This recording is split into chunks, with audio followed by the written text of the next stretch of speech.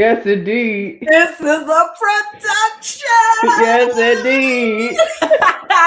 Welcome everybody to Life Unfiltered. Heal that shit. We Yes, got a name, indeed. y'all. We got a name.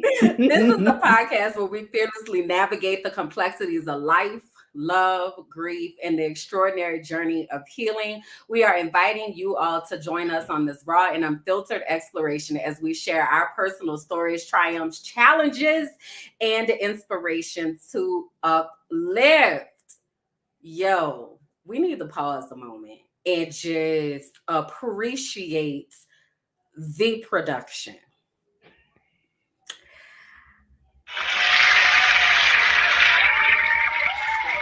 Yes, indeed.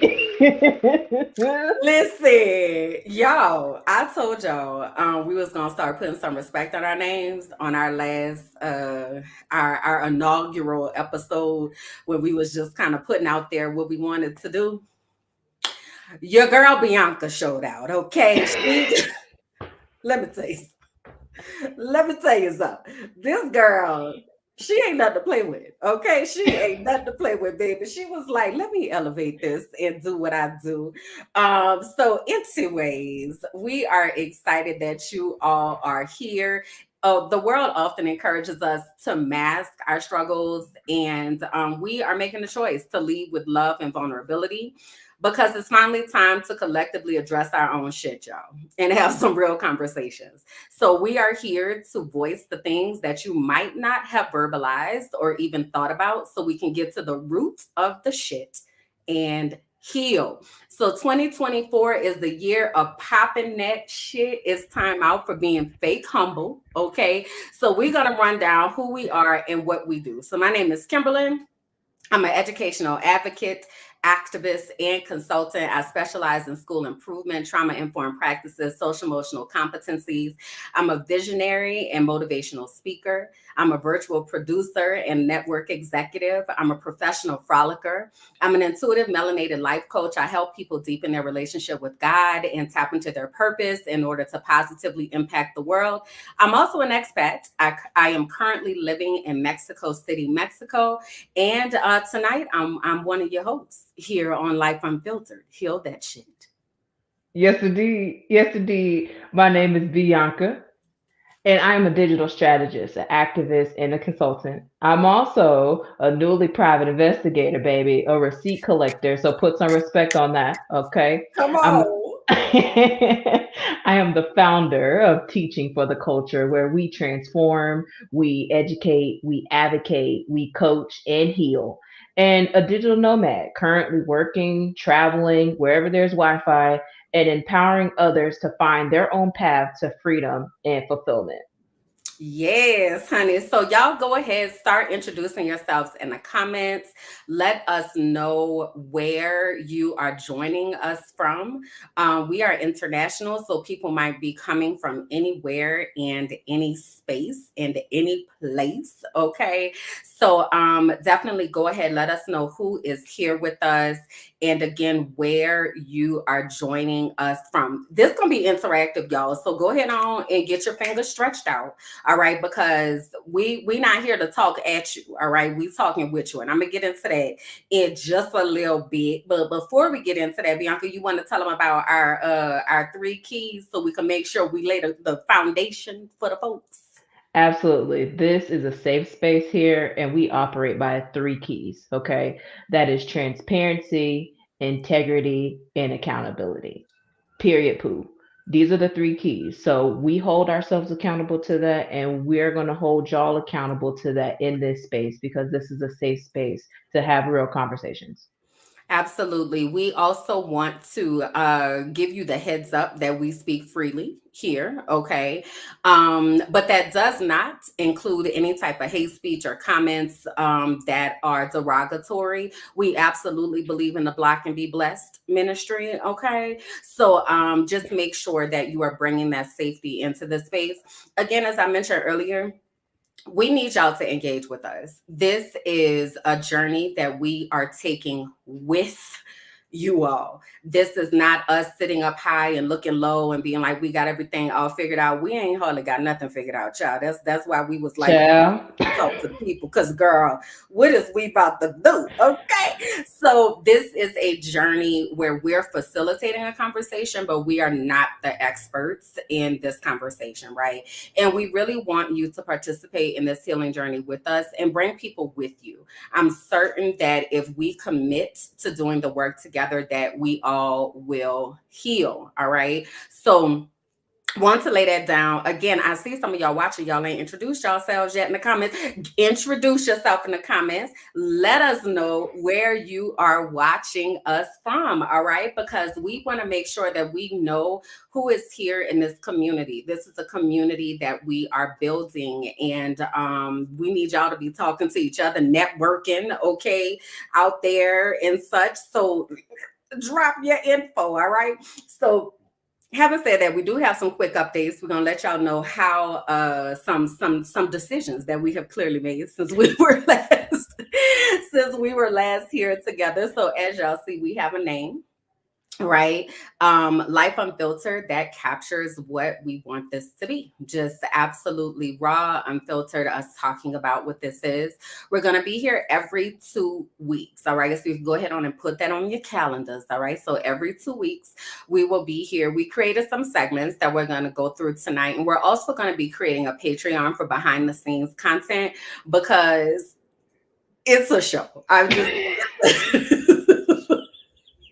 It's the pre-show though. That's the like. So I just want to just say that for the people who join the Patreon, that you will get to see Kimberlyn act up right before the show. It is a treat. It is a hoot. And you have to be there because I just be sitting there like, I just be having a soundtrack. Like you got to get in the zone. You know what I'm saying? So I just be today. The soundtrack was "Don't be mad because I'm doing me better than you doing you. Don't be mad because I'm doing me better than you doing you. Don't be mad because I'm doing me better than you doing you. Better than you doing you." Okay. So that was the soundtrack for today.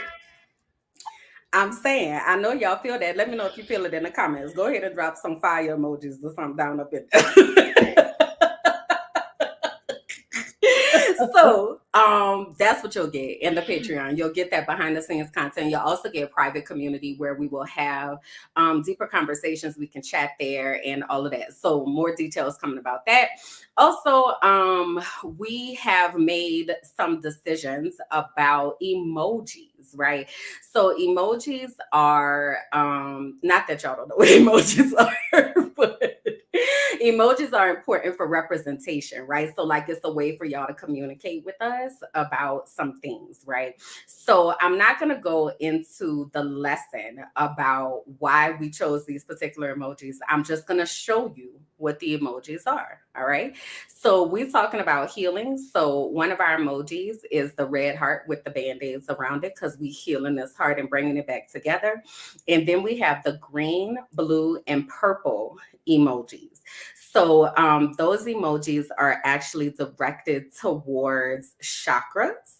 And again, I'm not going to go into the deeper lesson of this, but I'm just going to let you know that the areas that we are focusing on and the things that you're going to be hearing us talk about really have to do with the heart, the throat, the third eye, and the crown chakra. So really like illuminating ourselves, but leading from the heart. Okay. So we'll tell y'all what to do with those emojis. But right now, go ahead and just drop one into the comments wherever your spirit is feeling led. Just put it into the comments for us, and we appreciate y'all for that. So, all right. So we made yes, that indeed. decision that we have some new emojis. Oh, and let me tell you, let me do tell you this. Let me do tell you this. That the lime green stands green is healing properties, and green stands for liveliness, imagination, and vitality. Blue stands for serenity, stability, inspiration, wisdom, freedom, intuition, truth, and confidence. And purple stands for creativity, power, ambition, peace, and wisdom. Okay. So I see Tabri dropping her blue hearts into the comments. So thank you, girl, for that. So directing energy towards all of that for you. So those are our emojis, and we'll be using those as we are hanging out here. And again, we may direct you at times to do that. Now, one of the things that we want to make sure that we do is check spirits, because we come in all different types of mindsets when we come into these types of spaces. And I think it's really important for us to set the tone and just really appreciate the energy that is here in this space. It's not to judge the energy, it's really just to be like, okay, this is what we're working with today. So I am putting this graphic here on the screen for you, and I want to explain to you how it works. This is called the feelings wheel. Okay, so inside the feelings wheel, you see that there are some emotions. So happy, surprised, bad, fearful, angry, disgusted, and sad. These big emotions are usually the easiest emotions for us to identify when we're talking about how we feel. As you move out to the next ring around that, so let's say I'm feeling happy right now, but my happy is actually kind of playful and peaceful, right? So if I go over to playful, there are two more specific words like aroused and cheeky. If I go over to peaceful, loving, or thankful. So the words that I would use for today might be I feel thankful, I feel cheeky, and I also feel creative, even though I didn't originally identify that. So I'm gonna give y'all a chance to look, and I'm gonna put it full screen again. And what I would like for you to do is to choose some words that describe how your spirit is feeling today. All right. So choose some words that describe how your spirit is feeling today. And I'm gonna leave it up here for a couple moments. They like, girl, I didn't know we was gonna have to like interact for real, for real. So choose a few words again that describe how your spirit is feeling today.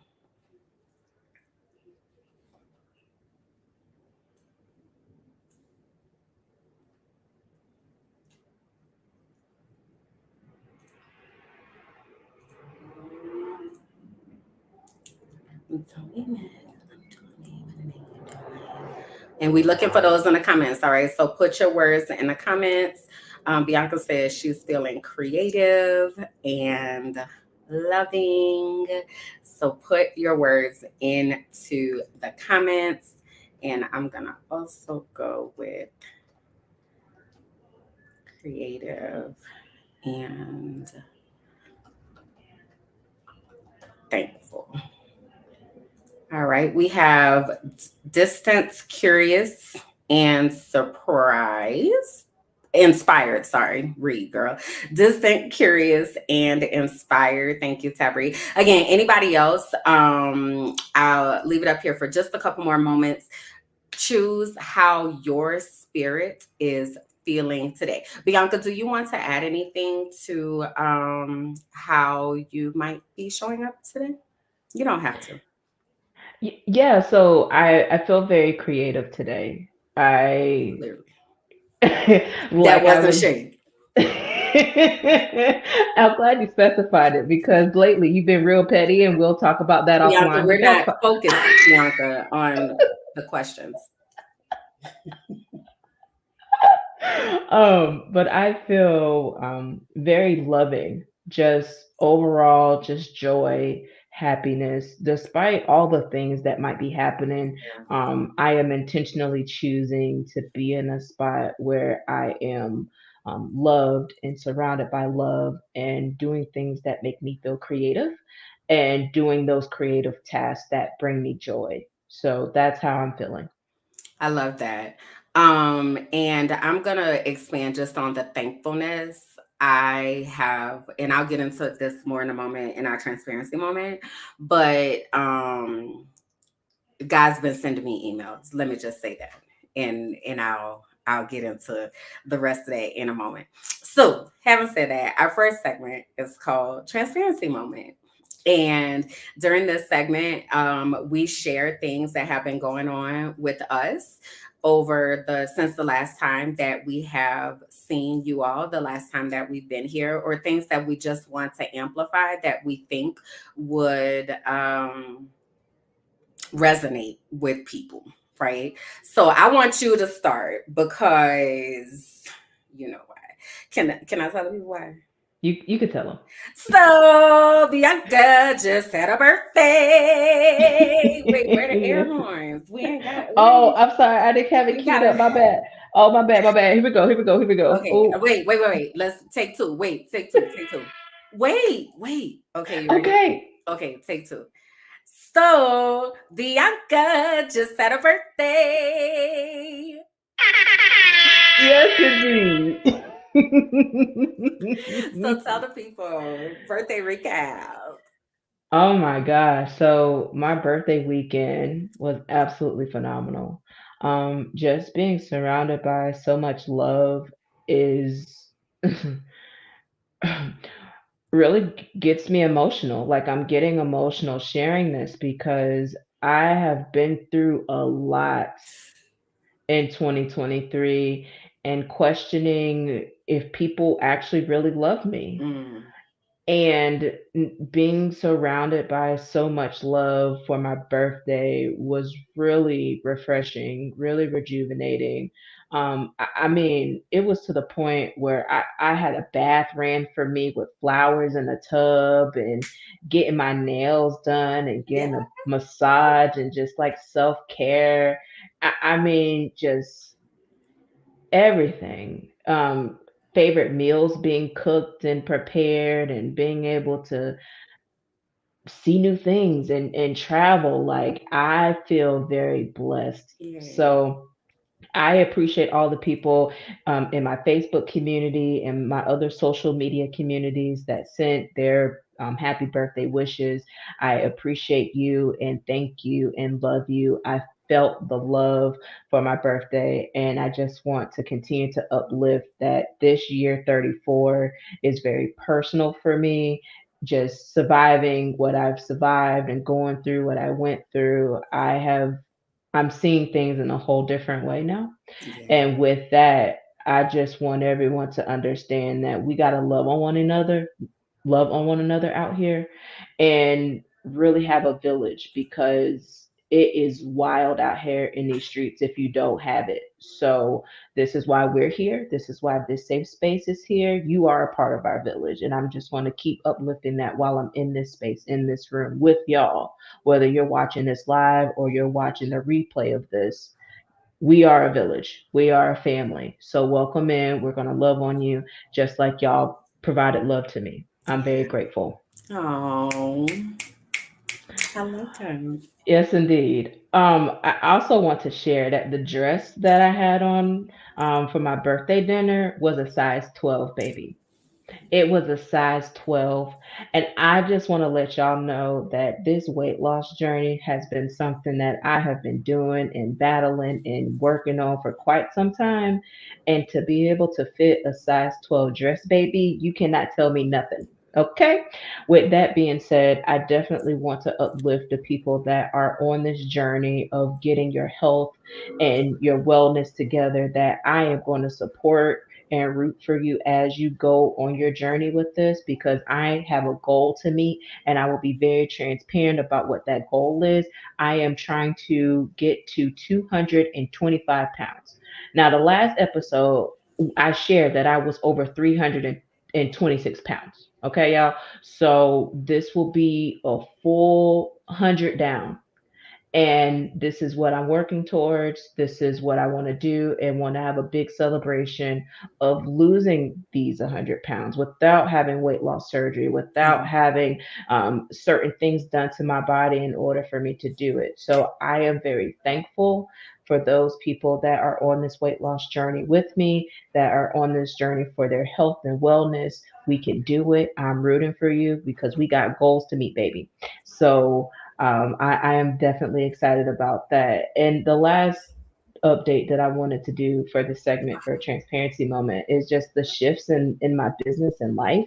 So I've really been thinking about this, Kimberlyn, and to the people that are watching about what does business look like for me now? What Mhm. exactly do I want to do? What type of clients do I want to serve? How do I want to show up now as I am rediscovering and figuring out what works best for me, what works best for my time? Because my doctors have been very adamant in telling me that the way that I've worked historically It's not is not sustainable. I sustainable. know it. I And had the same conversation, Jesus. so when we're talking about literal life or death, when we're talking about my heart, when we're talking about my pacemaker, when we're talking about all of those things that are happening to my body, I really have to be intentional with my stress and my work. And Yeah. so I am really, really in that stage of this time thinking about what does that look like. And so I'm glad that we're going to uplift today about the vision boards and that vision setting that we'll be doing, because that's exactly what I have been doing in order to figure out what this looks like for me. And as Hmm. soon as I know, I'm going to communicate and let y'all know what exactly I'm doing, how I'm doing it, and give y'all the behind the scenes of what's happening, because I love being creative, but also I love me more and I Facts. love my heart. So I need to keep it where it needs to be. Yeah. Facts on that. Real talk. So New Year's Eve was rough for me. When I say rough, I mean crying out to God. Like, you gonna have to do something. New Year's Eve for me is a really special day because I feel like the energy that you choose to be around on New Year's Eve like kind of sets a precedent for the year forward. And I spent New Year's Eve completely alone. I'm talking completely alone. And I was just like, God, what are you trying to say? Like, what is happening here? I need guidance. I need breakthrough. I need something to happen immediately. Like, this is not funny anymore. Like, you gonna have to do something. And I don't know what time I wound up going to sleep. It might have been like 5 in the morning. Like, I really was struggling. Like, it was hard. It was a struggle to just stop crying. Like, it was a lot. Um, then I started getting some emails. And I have talked about before, like, God sends me emails, and um I pray specifically for God to send me emails because I be tripping and sometimes I don't be listening. So like I need direct instructions. So I need it like mapped out and such. And what happened like during the time from July 25th through basically now, I haven't been working. Like all of my contracts disappeared, like everything just went away into oblivion, like just poof, done. Like she just not gonna have no money. And it was so wild because when God started sending me these emails, basically what happened is one of my schools that I have been waiting to connect with since October reached out to me and they were like, hey, we need you to do some PD for us and we needed stat. So like, when can we meet? That happened. I got another contract with another company to do a training. God just started to like send these things, right? Then so how do I like I'm not going to get into this too deep right now, but I'm just going to say that my relationship with my mother is very strained. I do believe that she is a narcissist, though there has not been an official diagnosis. And that weighs on me a lot about how I show up in the world and how I even developed into the person that I am today, because this is not the person that I was raised to be, like, at all. So it really, like, it struggle I struggle with it a lot. And I don't know if you all have run across Dr. Romani. Let me know in the comments if you have. But I first ran across her on the Red Table Talk, actually, with Jada Willow and her mom, Adrian. And Dr. Romani specializes in narcissists and helping people recover from relationships with narcissists. And I started watching this video, and it was talking about what happens when the truth teller grows up. And I was like, "Ooh, Jesus, that is my life." Like, the way the narratives that are created and the way that people treat truth tellers. Often, I don't know if y'all saw the Cat Williams. He had did this little interview, and I don't know if y'all heard about it. And I don't believe that everything that he said was true, but what I have been paying attention to. Y'all, I'm recording. The people outside loud. Like, they it's a lot. It's a lot. I'm in Mexico City, y'all. It's a lot. Sorry. I'm recording right now.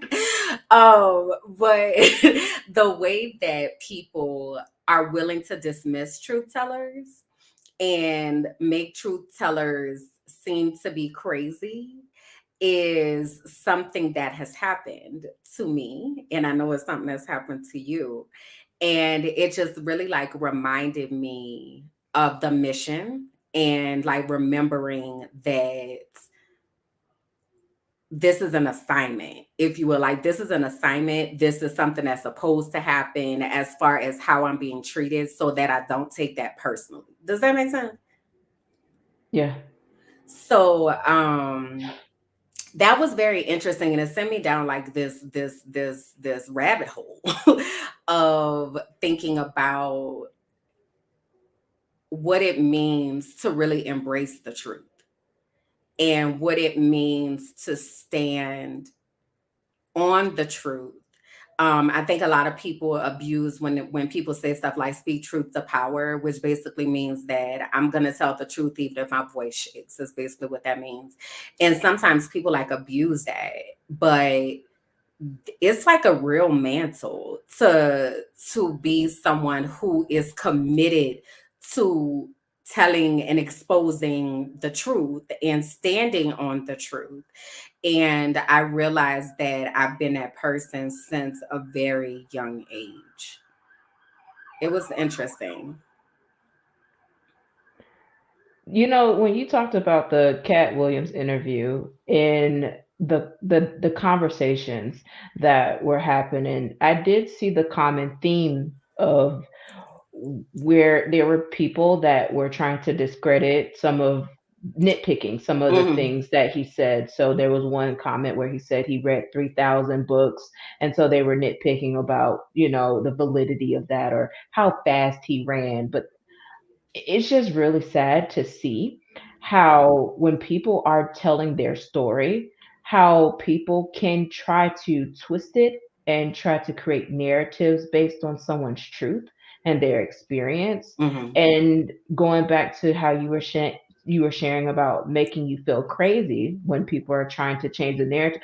We dealt with that all 2020 election. Ah, We was just girl. we was just providing information for people who are interested in school board candidates, because that is very important. In 2024, we're here, baby. People are running for school board, and that's important too. And so when we go out here telling the truth, you're going to see there's going to be some people that will spin it, twist it, say all kinds of things, call us everything but a child of God, while we're out here telling the truth about what is happening and what's in black and white. Facts. That's what I was just waiting to get to that point, because I was like, but that's why we're so intentional about having receipts. Because that, like, people can say a lot of things, but the documentation is what really, credits whether you're telling the truth or not. And that's something that brought us together, baby. Because listen, I be like, if I don't have documentation, I'm not really speaking on that too much. I need to understand like what's going on, what's happened, blah blah blah, what have you. But a lot of people, one of the things that I realized in life is everybody is not intentional with their words. Some people are real reckless with their words and they just use words very lightly. And there was a girl I was friends with, and she was like, you need to understand that everybody don't treat words like you do. She was like, some people just be saying shit just because they want to say shit. Like, so she was like, you are very intentional about the words that you use and you choose your words carefully. She's like, everybody don't do that. So it's something for me that I have to constantly remember because um some people just be saying shit and don't have any type of evidence to back it up. Tari said, I'll never understand why people rush to invalidate people and their experiences simply because they don't understand them. And that is something Mm-hmm. that we people, humanity, got bad. Mm-hmm. Like, because if you think about like how many victims come out and say different than, well, why they waited till now?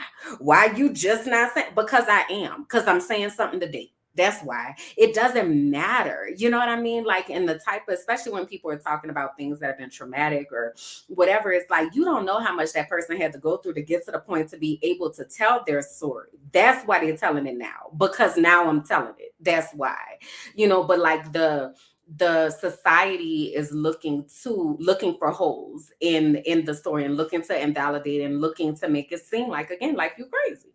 um and we put that slap that label on people like it ain't nothing, just like, oh, they just talking or whatever. But what I have realized is I have to be okay with some of that, because we can't chase down every lie. You know what I mean? And it's like that I think was difficult for me to realize, because I am somebody who is very much like, this happened or this didn't happen, or whatever. It's like I had to become okay with the fact that some people just lie. Cat Williams say, I don't know why liars lie, but that's what they do. They lie. And some people just lie. You know what I mean? So it's like I kind of have to be okay with that without feeling like I have to chase down the lies, because it really sends me into a tizzy. Like it can become a lie. You know what I mean? When you talk about Yeah. 2020 and everything that happened to us in 2020, that was a wild time. Like it was wild. And it was because people didn't want the truth to be told. So yeah, I'll drop the link to that video. Again, it's called What Happens When Truth Tellers Grow Up or something like that. I'll put the link into the chat. But it just really got me to thinking about my life and what my life has been like and what it means to walk this path even of healing, because in the healing process, a lot of that is telling the truth about what happened and what your lived experiences were. Mm-hmm. um Girl, how about this? I didn't even tell you this earlier today. Girl, my therapist, I love my therapist. I'm not gonna tell her name because she's booked and busy, okay? But she don't need no more clients. No, I done made that executive decision for her. She don't need no more clients, okay? But my therapist specializes in trauma, and she very much is like holistic. Like she believes in holistic healing and plant medicine and healing trauma and somatic wellness and like all of these things that are not about, let me just throw you on some medication, about really getting to the root of the shit so you can heal the shit. How about today she had me channel my grandmother, girl. Mm. How was that experience? It was wild. Like, so what I was telling her is that I believe that my grandmother has been trying to communicate with me. My grandmother died in 2017.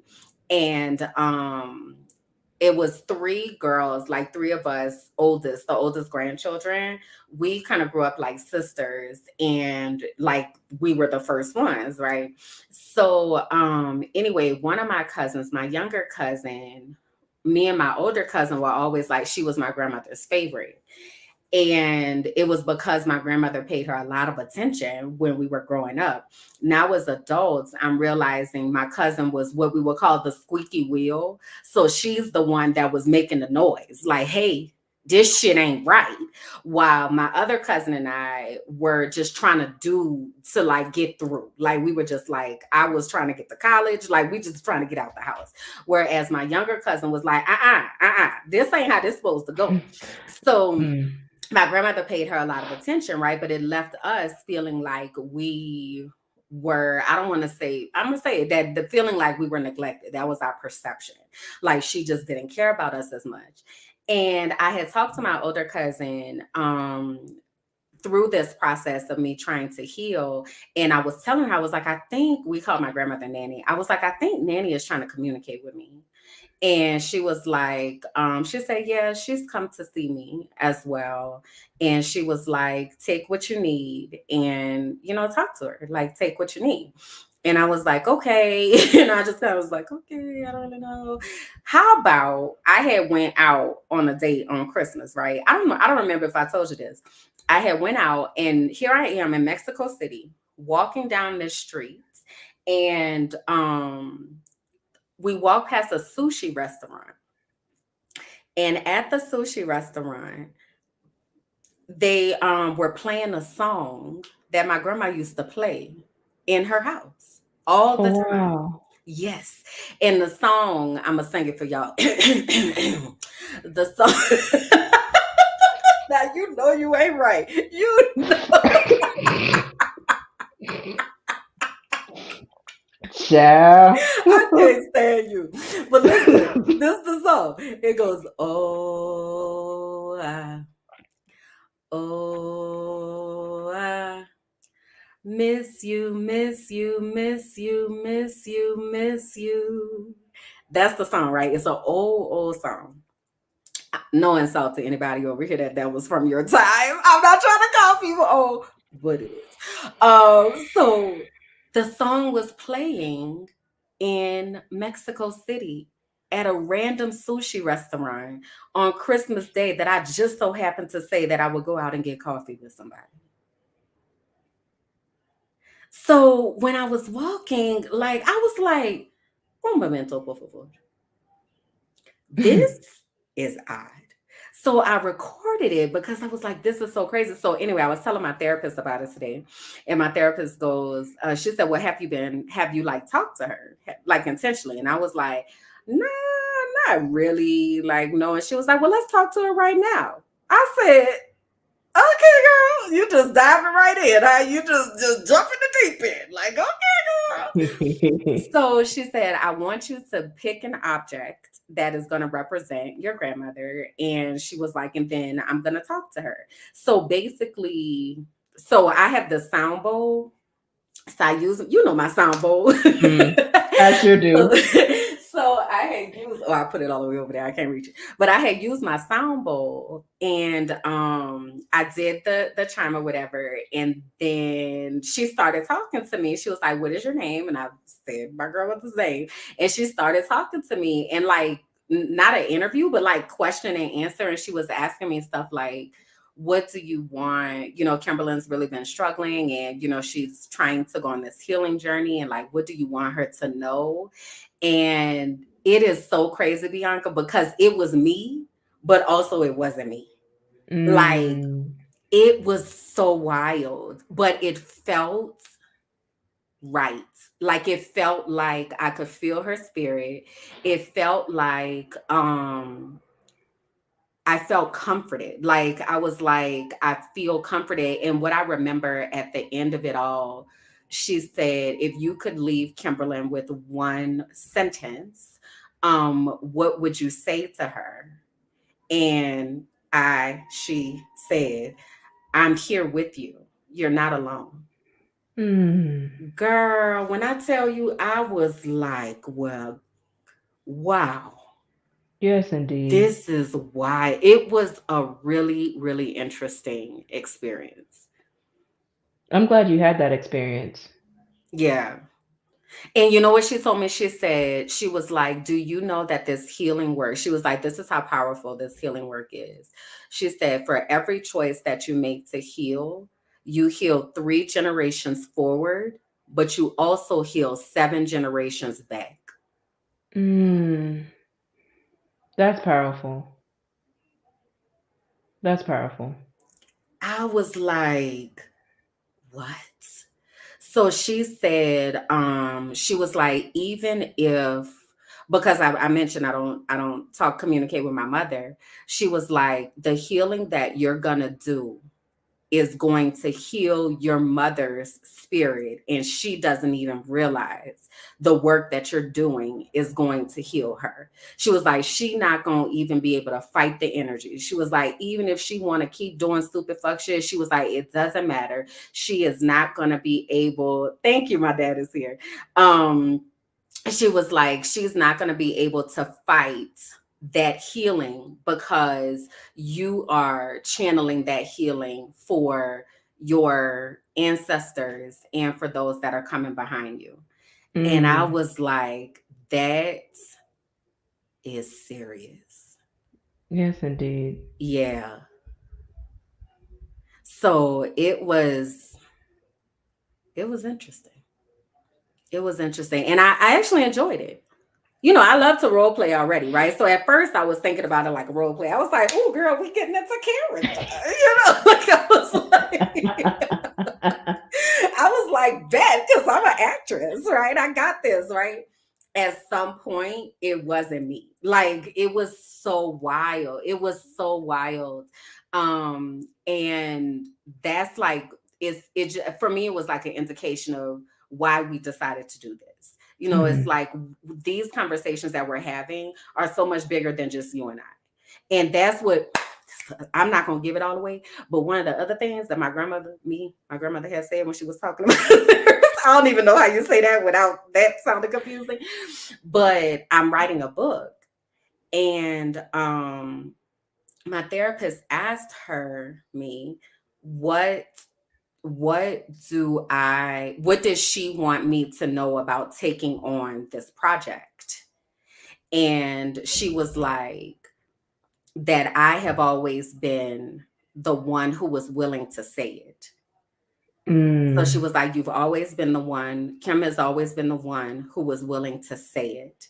And through these girls, it's 11:11. Look at the top of your screen. You see it?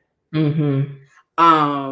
There were 11 people in here and we had 11 reactions. So numbers is one of the ways that God sends messages. So I want to actually look this up in real time right now because that was for a reason. So I kind of know this by heart, but I don't want to misquote it because I look it up so often. So 11:11, hold on. Um 11:11 is a signal that you're on the right path. Continue moving in the direction that you're going. Trust that direction. And 11:11 is the number of manifestation. Yeah. So anyway, so what she had said was that we have a story to tell. She was like, me and my cousins have a story to tell, and she wants us to understand that we're not just going to heal our family, we're going to heal families across the world. And I was like, Mm. shit, that is serious business. So yeah, it was a very interesting experience. I don't know what that's called. Y'all could tell me in the comments if y'all know what that's called when you channel an ancestor or what have you, but it was powerful. Yes, indeed. Yeah. Yeah. So I don't know who all is here, but one of the things I introduced this concept to Bianca. When did we start talking about brain people? Was it like last year? Yeah, it was about a year and a half ago. Yeah, because I would say I probably didn't meet him until like 2023. Okay, so this is one of those things where I'd be like, how do I explain this? Okay, so brain people, right? And the reason why we're bringing this up is because this is a way that we communicate with each other. And this is the way that Bianca and I communicate with each other. This is the way that I communicate with people that are in my world. And once I give this to you all, I want y'all to like use this as well.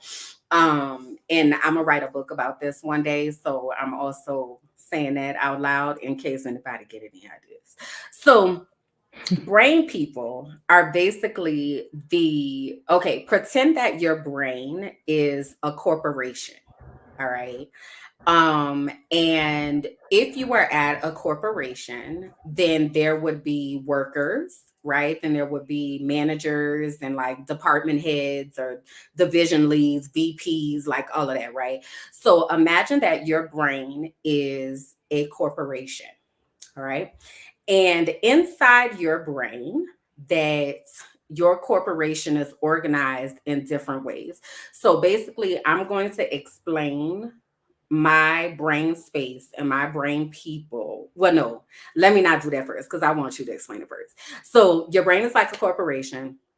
We have people that are working in your brain that make different decisions, right? So people that are in, for instance, the memory section, right? If you have trouble remembering things, you might need to hire some people over there in the memory department because they're not doing too hot. Or in your creativity department, right? Sometimes your creativity department might be rocking and rolling, and then other times your creativity department might be like, ain't nobody at work, you know. So there are all these different departments that we have within our brains, if you will, and people that work in those different departments. All right.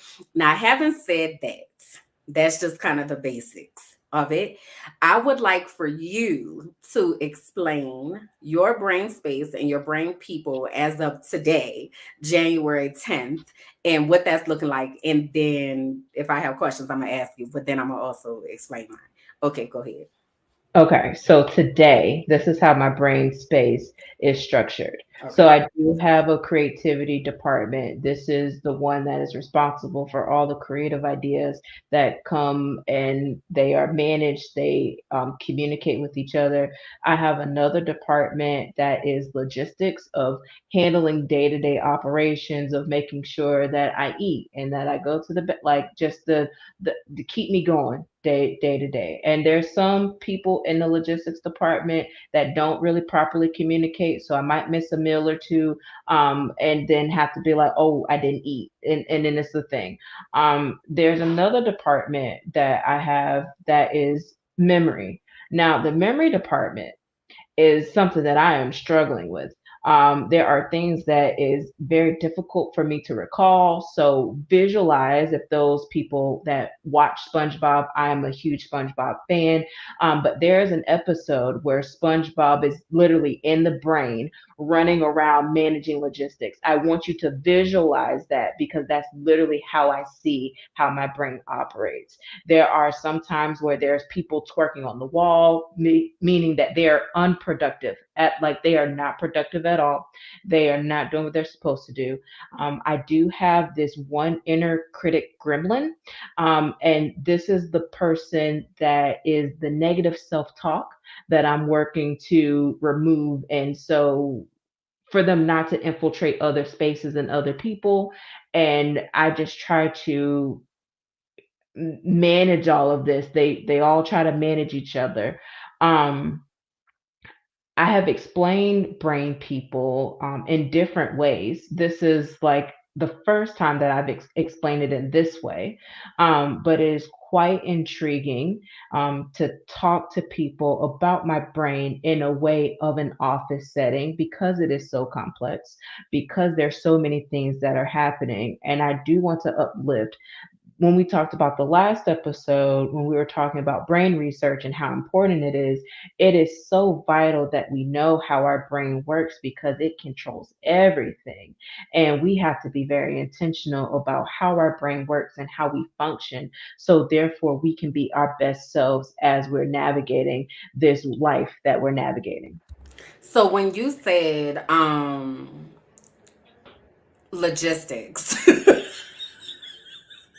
I was like, I think I need to have a job there because my logistics department don't be logisticking.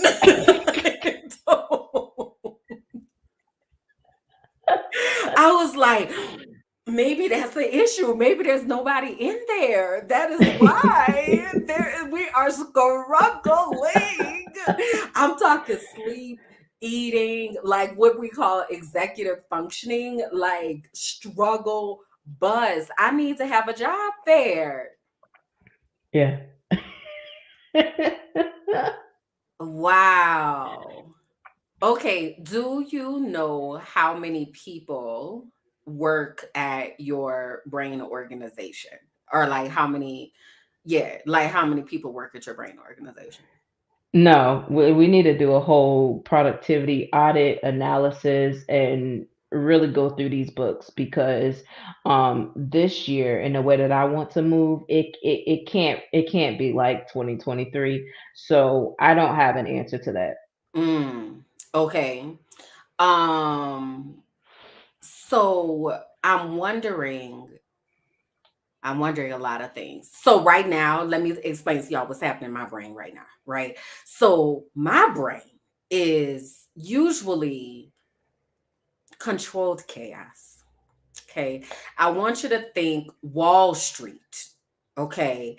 Think Wall Street. If you all have seen any of the videos where the traders are trading and their papers flying in the air everywhere, just shit is just all over the fucking place, right? And there's a bells and ringing and shit, like that's my brain. It's a lot. It's a lot. So just now, when I was like, I'm wondering a lot of things, there were like five people in line trying to like give their idea. Me, wonder this, say this. And I be having listen. There are times we've been on, and I'll be like, hey, I need everybody to sit down. I need everybody to sit down. It's gonna be some order up in here. It's gonna be some order in this house. It's She gonna be was some order. Listen, she was fussing the other day, y'all. I can't wait till this Patreon come up because I'm telling y'all have to see some of the stuff Kimberly be doing, bro. It is wild. It's gonna be some order up in this brain. I need y'all to understand that, right? So, I definitely think I need to do a job for the logistics department. The reason I had asked you if you know how many people work there is because I don't know how many people work in my brain. I know that I only communicate with like department head, or I'm not even calling department heads, the VPs of these different departments, right? My favorite person in my brain is actually my memory guy. My memory guy. When my memory guy is at work, that boy, he be on it. You hear me? When he is at work, baby, I be going down rabbit holes and I be coming right back, baby. It be lit. And when he not at work, he's not there. And whoever the other guy is that works the other shift, the temp guy,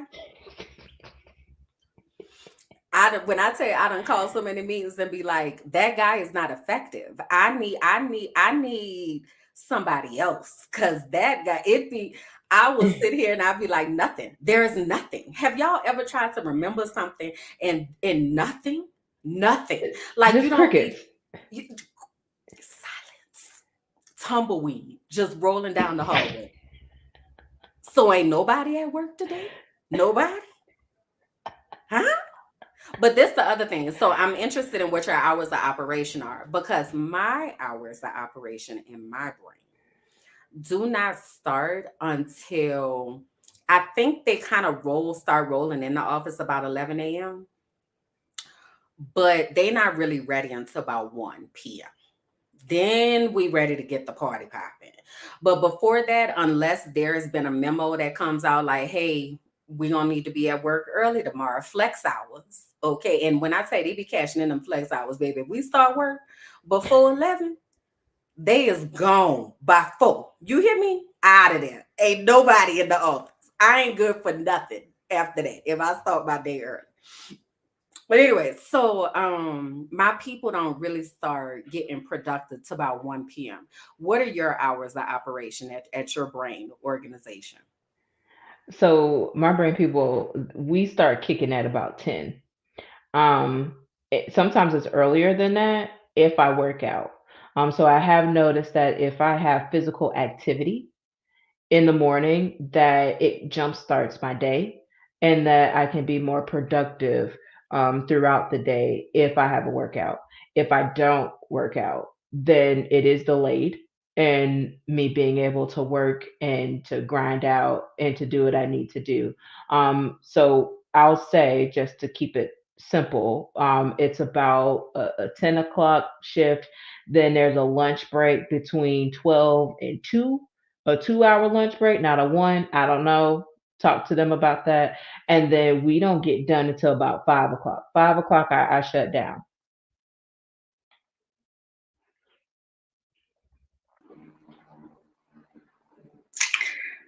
Had a good old power surge over here, so I'm booting my computer back up. Oh no. Oh no.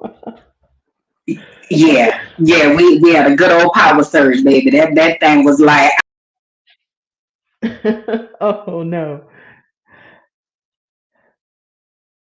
Let me see if she connects back on. I'm gonna give it a moment. Um, because we having some technical difficulties.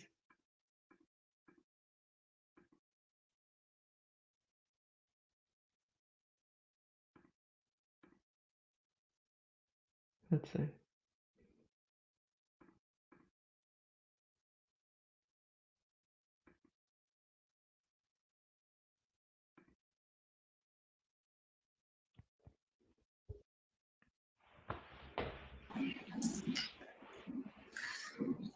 I'm back. I'm not gonna press no more buttons until my computer come back on. Did you tell the people about your hours of operation already? Yes. Yeah, so 10 to 6. What is Or it? 10 to 5, I'm sorry. 10 to 5. 10 to 5. With Okay. a 2 hour lunch break. That's oh, a 2 hour lunch break. hmm Okay. Okay. That's interesting. Why 2 hours? So by the time that I actually eat and then processing the food, I think it just takes them another hour to kind of kickstart and get back focused. That makes sense. That makes all the sense in the world. Lord, y'all, let me log back into my computer. Stop playing these games with me. Um, so yeah, we wanted to bring this up though because really interested in what y'all's brain people are like. And like I said, it's a concept where it helps us to communicate more. And back to your point about brain research too, it's like we don't spend enough time learning our brains and really understanding how our brains function. So we do spend a lot of time beating ourselves up because we're thinking that our brain, I don't even know if we're thinking about our brain. Like I just feel like we just be saying just the self critic that you was talking about, the gremlin.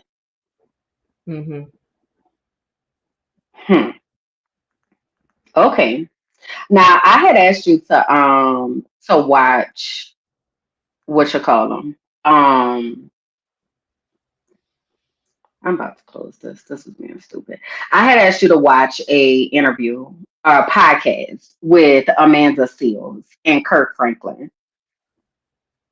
I don't know if any of y'all follow Amanda Seals. She is a social media influencer, activist, actress. She was on Insecure. She's also a comedian. Like she's been in the industry for a long time. And she has a podcast called Small Doses. And she interviews different people. She's had all kinds of people on there, but she just recently did this episode with Kirk Franklin, and it was about small doses of faith. Um, I want to know what your thoughts were from watching it because there's been a lot of faith type things that have been coming up. For instance, I don't know if y'all saw William Murphy, his church was under fire because they were swag surfing in the church. And then I saw extra videos that they was doing what is it? Before I Let Go. They was playing Before I Let Go with Beyonce. So people were dancing. They did swag surf and they did another song that I can't remember. But it's a lot of like churchy controversy. Now what I know is that all of this is about to be controversial and people might feel some type of way, but I'm interested in what you thought as you were watching the podcast or anything else that might be coming to your brain. And I'm gonna try to get my computer to get its life together while you talking. Yeah, to Ashley's comment, they was walking it out too. That's what it was. Walk it out. Yes, yes. I was like, I don't remember what the other one was. Yes, indeed. But to that, it was so many people in that church, and it was great to see people gathering together, and that is the whole point of church being a safe space. The points of the podcast that I really enjoyed. I enjoyed when they had the discussion about church being like a hospital to get the healing that you need, and Mm, having the ability to where if you need to go to one hospital, you should be able to go to another hospital and get that same type of treatment, care, and all of that across the board. And we don't see that in our faith based religions, particularly in the Black church. That is what I've grown up in. I am a preacher's kid, so I'm just speaking from experience and just speaking my truth that as a child of a preacher, I have seen a lot of things that I wish I could unsee in the church. girl. Ooh. One of the other takeaways that I got from it was you can't prescribe what you can't admit.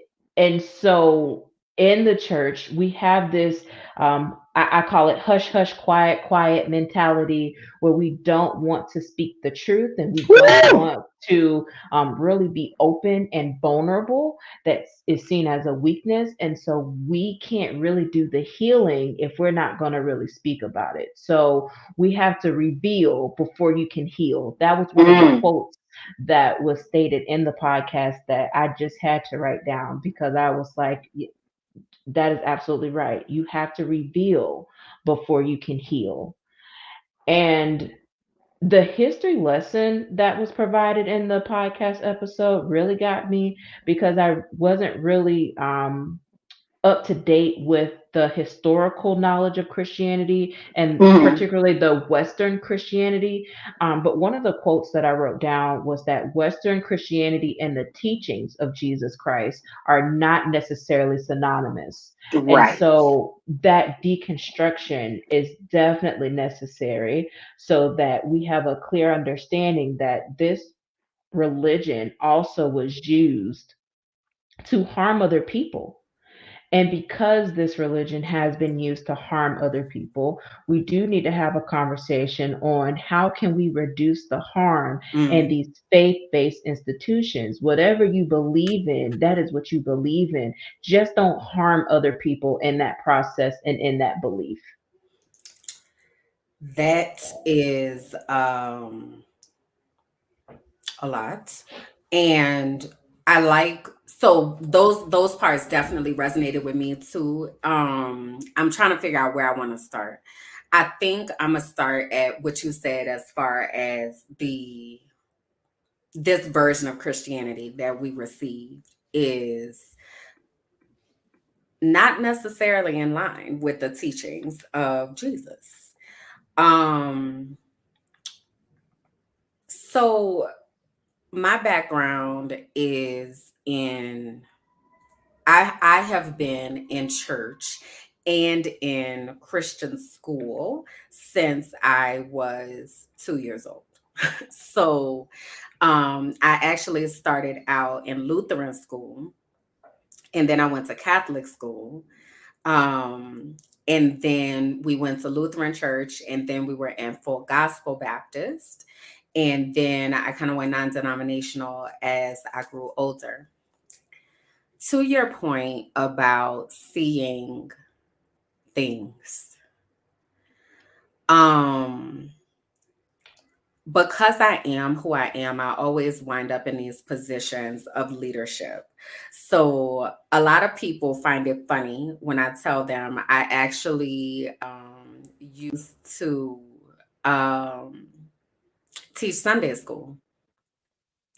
I actually taught Sunday school. I taught the young adult Sunday school class, and I taught Sunday school teachers. I was on the praise team. I was in the choir. I used to be over I forget what they call it, but it was like the usher ministry at one of my churches. And what that allowed me to see was the humanity of people that are working in ministry. And I think prior to that, I did not there's this culture, let me just say this. There's this culture in I don't like this word American, but I'm going to use it just because it makes it easier. There's this culture in American Christianity that tells us not to ask questions, that tells us to follow blindly what the leader says, and puts us in a position where we feel like we can't trust our communication with God, and that we have to go through a pastor, a preacher, a deacon, a elder, a reverend, somebody else to be able to get to God. And what I find so interesting about that is when we go back to how Christianity came to America, that it was a weapon that was used in order to keep slaves in a place of obedience. So they told us, our ancestors, that in order to be a good slave, you had to blindly obey your master. Um, is it better? It's I don't know if you need to unplug what it is. It's just very staticky. We can hear you, but it's just not the same quality as it was before you. Okay. Is that better now? Mm-mm. Was it at the fields? The power surge it broke my computer. Lord have mercy. Un momento, por favor.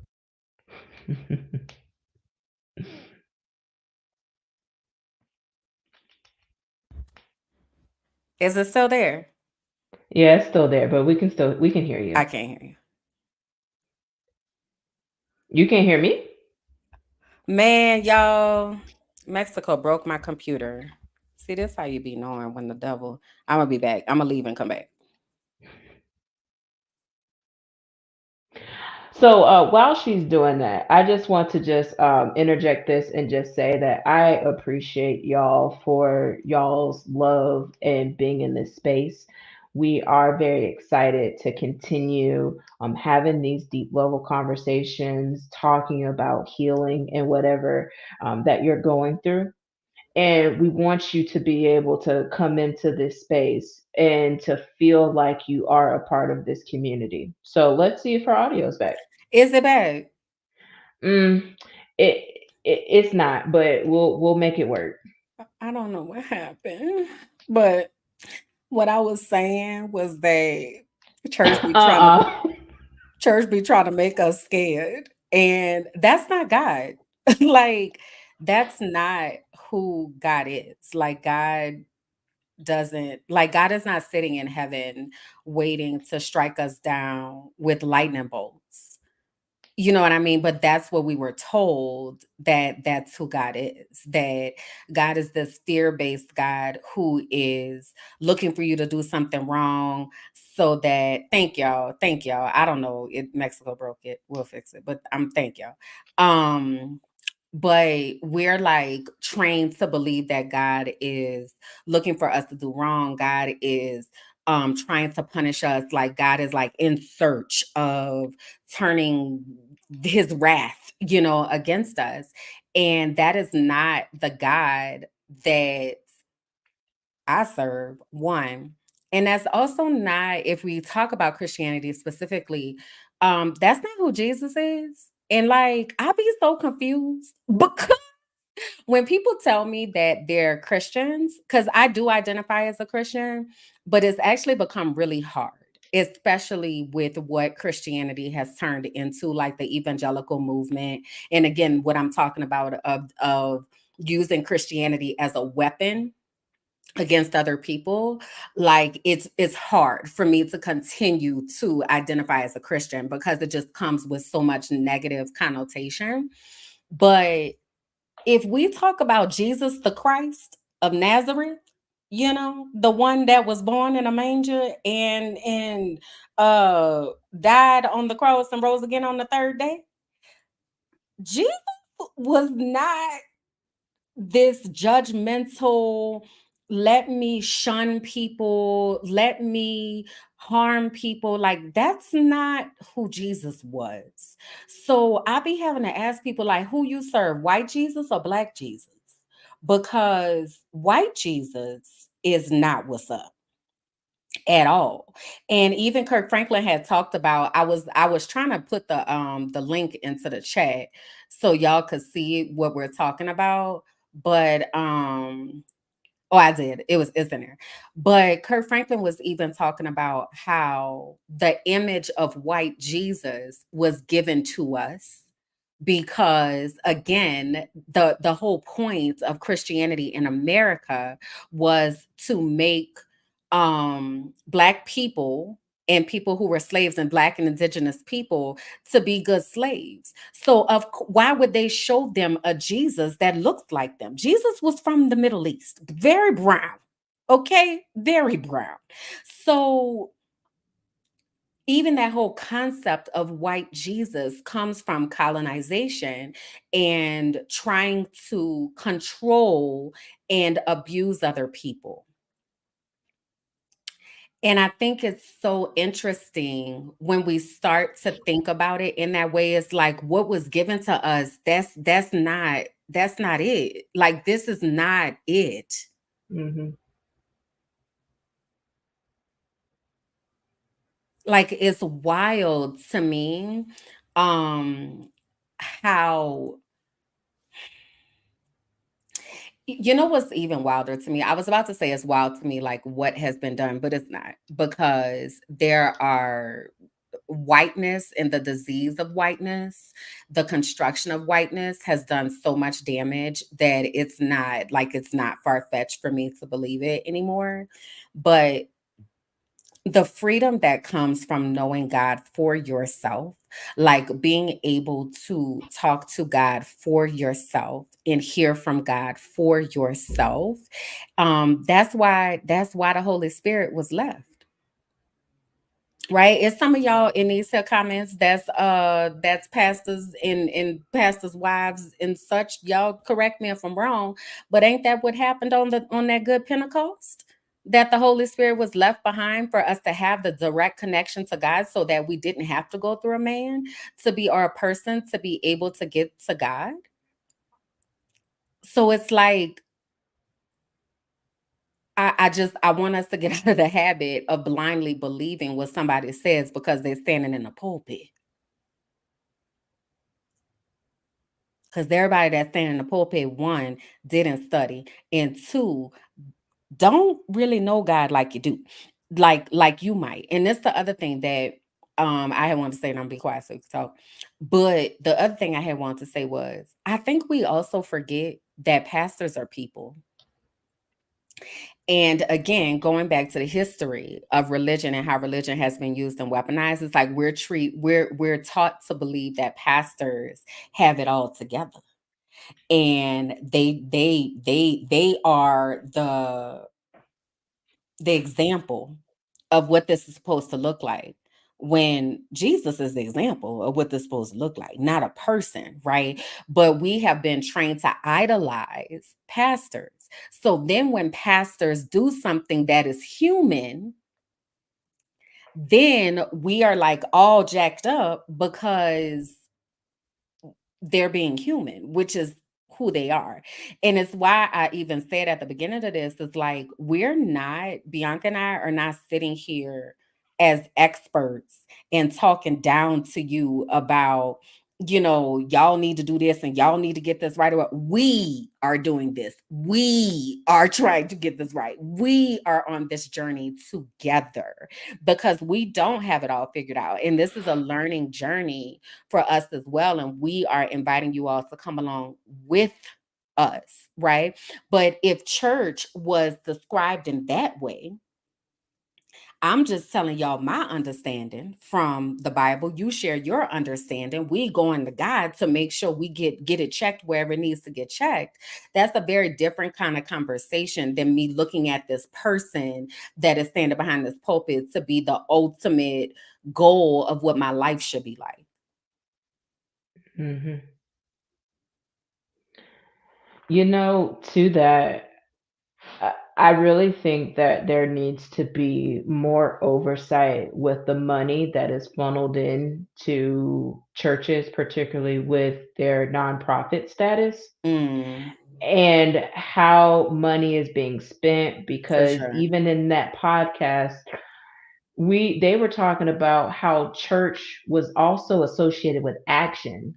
Uh-huh. Uh-huh. And so there needs to be a lot more action behind all of these churches, particularly if you were to just look at a map and historically look at how many churches are in certain zip codes that have certain demographics.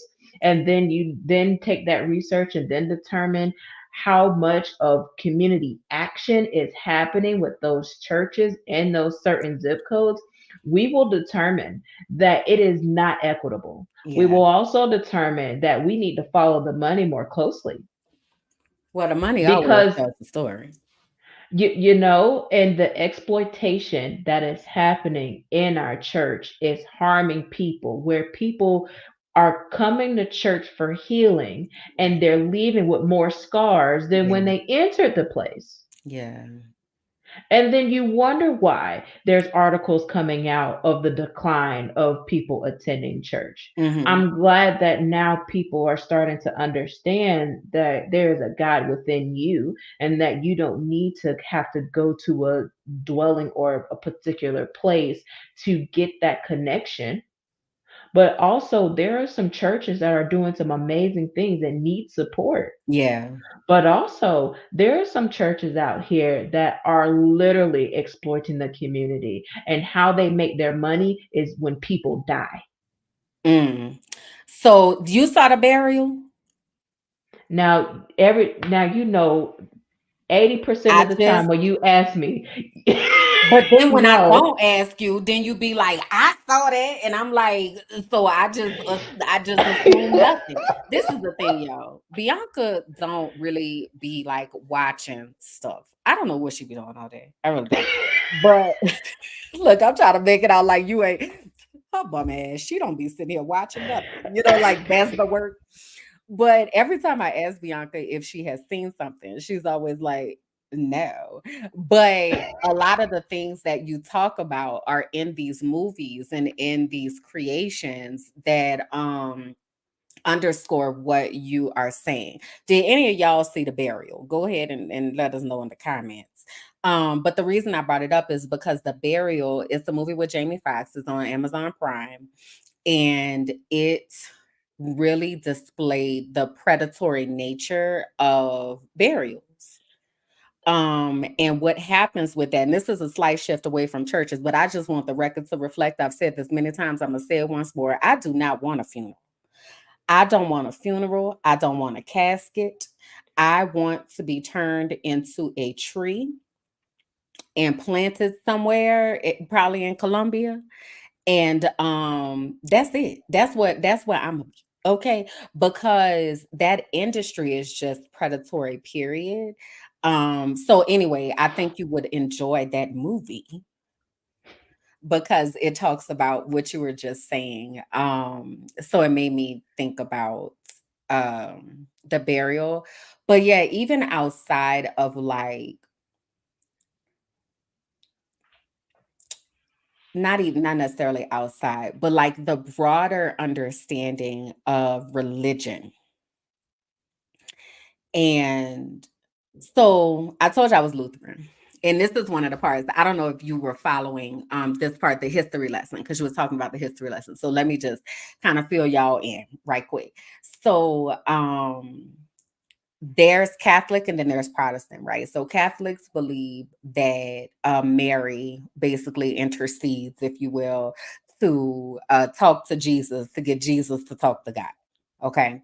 And that's why Hail Mary, full of grace, Lord is with thee. Blessed art thou amongst women, blessed fruit of thy womb, Jesus. Holy Mary, Mother of God, pray for us sinners now and at the hour of our death. That's the Hail Mary, right? And that's why they're doing that, because they're trying to get Mary to intercede on our behalf, people's behalf, who are Catholic.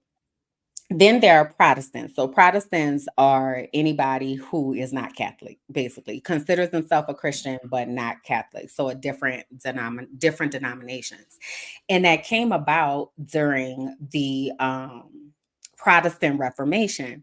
So when I was watching it and Kirk Franklin was talking about Martin Luther, I told you I went to Lutheran school. So I was like, I remember this. I remember the conversations about Martin Luther and how Martin Luther had translated the Bible out of Latin into German so that regular people could read the Bible. Because before that, regular people couldn't read. So that's why they were relying on the clergy people, if you will, to tell them what was in the Bible because they couldn't read it for themselves. So then after the Protestant Reformation, during that time, Martin Luther translated the Bible so that the everyday person could read it. So that even for me was like the level of elitism that was present in having a relationship with God or being able to access God, that it took for somebody to come along and to make this accessible to the everyday person.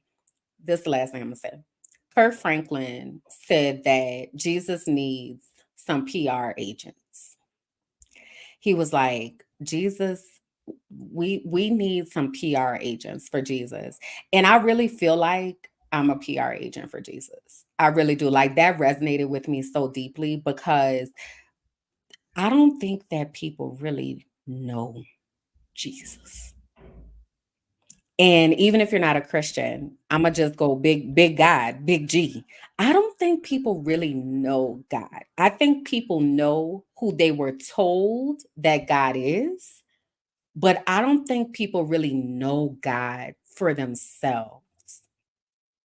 Because if people really knew God, a lot of the stuff that's happening in churches wouldn't be able to happen because people would be like, "Boo, tomato, tomato, you're lying. That is not that is not the truth. I'm going to hell because I'm wearing ear boo, tomato, tomato, the lies."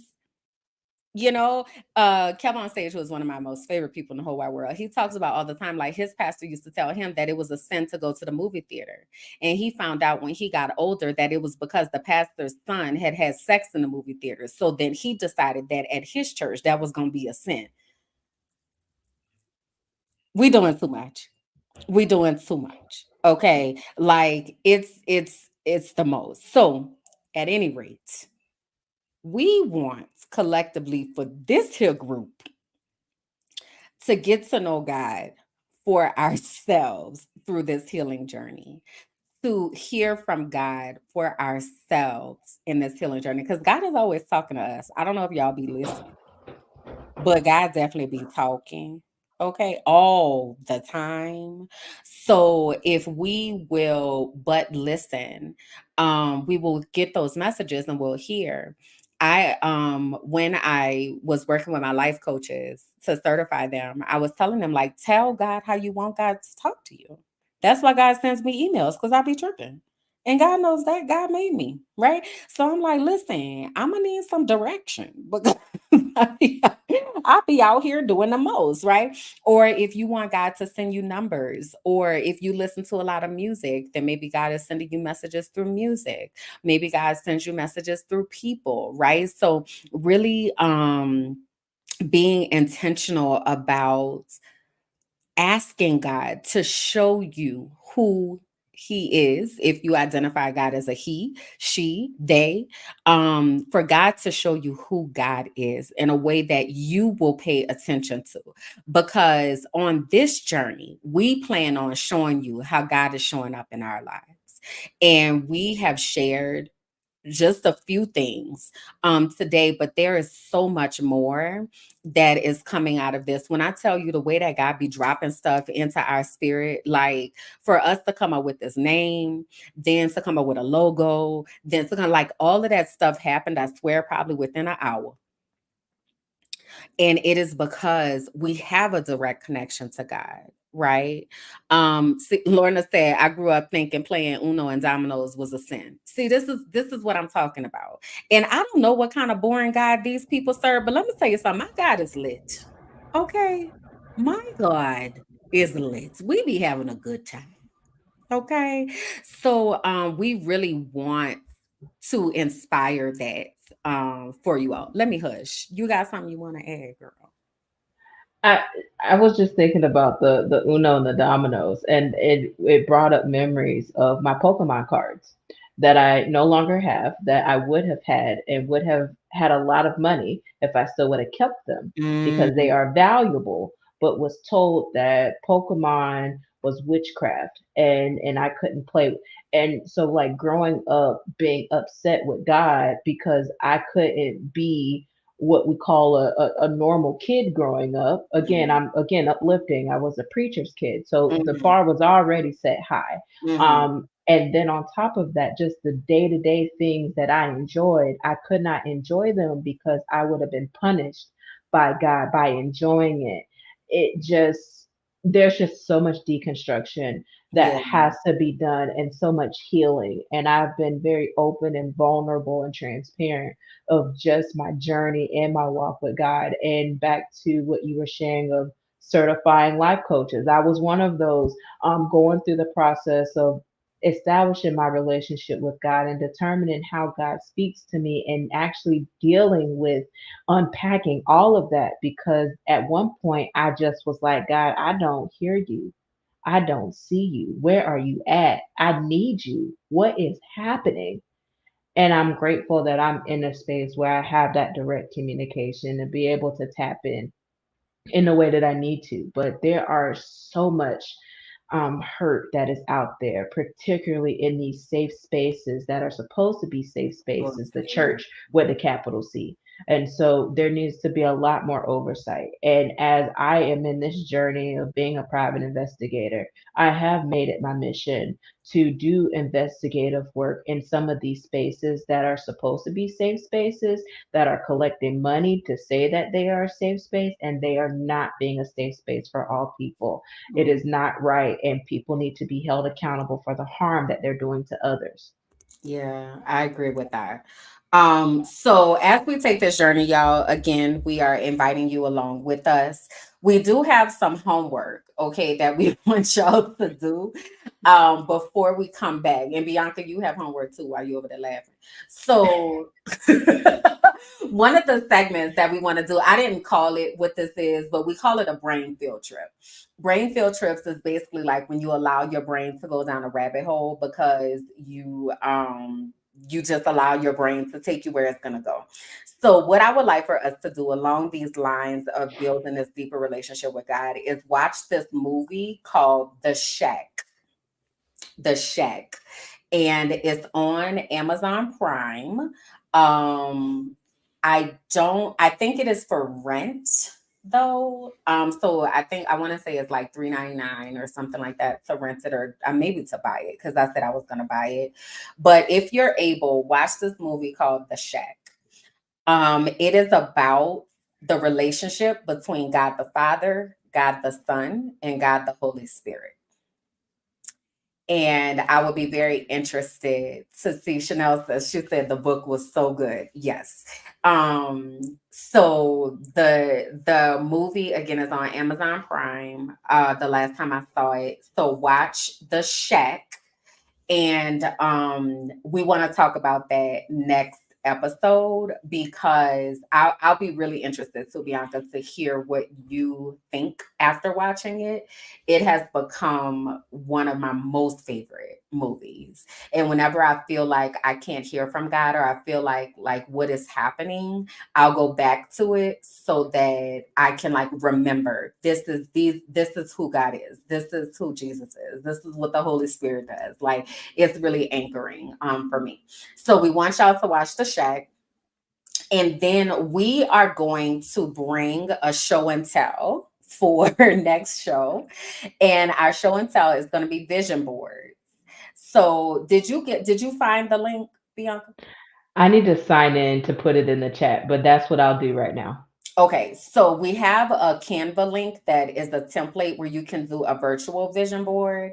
Because we're both digital nomads, we try not to carry extra things with us, right? So a virtual vision board is a way to be able to capture our thoughts and stuff. So on the next show, which is going to be on the 24th, we are going to bring our vision boards, and we're going to ask you to put pictures of your vision boards into the chat so that we can also appreciate what your visions are.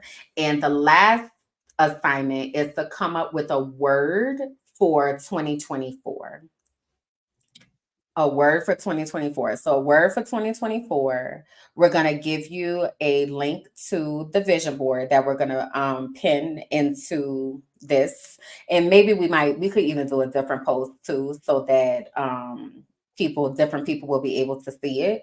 So, we'll do that and then watch the movie The Shack. Okay. And then when we come back on the 24th, y'all be ready to get these fingers together and talk to us. All right. Because today was a lot, because we had to lay some foundations and such. But again, we really want this to be a journey that we're taking together. So that means that we need y'all's participation. So be ready to do that with us next time. Bianca, you want to quickly tell the people where they can find you and your things? Absolutely. So I just copied the link. I'm actually putting it in the chat right Hey, now. she Okay. fast, y'all. I'm She on it. I'm on it. on Okay. it. You can find me on my website at biancagoolsby.com. My first and last name, biancagoolsby.com. There you will see links to my digital agency. You'll see a link to Teaching for the Culture. You'll see a link to some of my articles that is published, and find more of my social spaces there too. But you'll find me at biancagoolsby.com. Boom. All right. So I put that into the chat for you. And you all can find me at minding my black ass business.com. Minding my black ass business on all platforms, y'all. If you have not subscribed to the channel Minding My Black Ass Business, please do that. Please like this stream. Please share this if you found anything interesting or illuminating with other people. Again, we will be here every 2 weeks. This is a community that we are building here. We appreciate you all being here at the beginning of this journey. This is going to grow only from here. So you all will have the opportunity to be the inaugural folks who were here with us from the beginnings. I want to remind you of our emojis, because again, we'll talk about this next time. So these are our emojis. And that's the way that you can give us love. That's the way that you can let us know that you're a part of this specific community, Life Unfiltered, because this is only a certain type of people that's up in here. Everybody ain't in here. Okay. So those emojis will help us identify you and let us know that you watched this and that you are supporting us and that you are rocking with us. Again, remember, we are going to be creating a Patreon community for you all to join. So look out for information about that. Have your vision boards ready for next episode. Have your word of the year. And again, please watch The Shack if you are able to. We really appreciate you all so much. Love you to pieces. Yes, indeed. We love you. Bye. Bye, y'all.